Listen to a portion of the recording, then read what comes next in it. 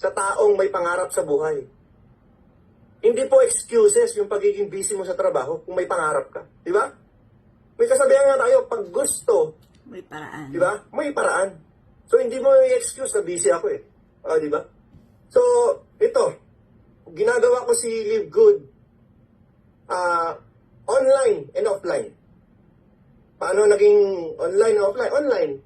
Every time po na may vacant time ako sa duty, sinasabay pag sa lunch, binibisan kong kumain, then nag-message ako kaagad sa mga friends ko, sa mga kilala ko, o ganito, may ini-introduce akong mga business, ganyan. Ganun lang, then pag-apply, o sige, pakilala mo. Sinesend ko ngayon yung video.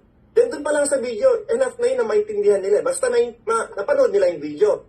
So,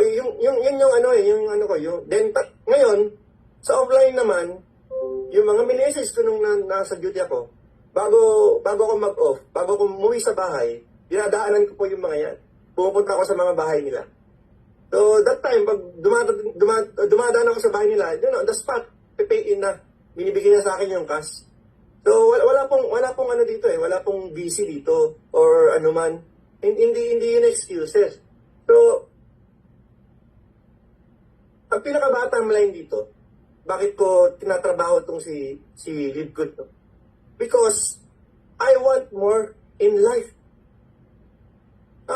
Gusto kong i-spend yung time ko para sa family ko as early po as possible.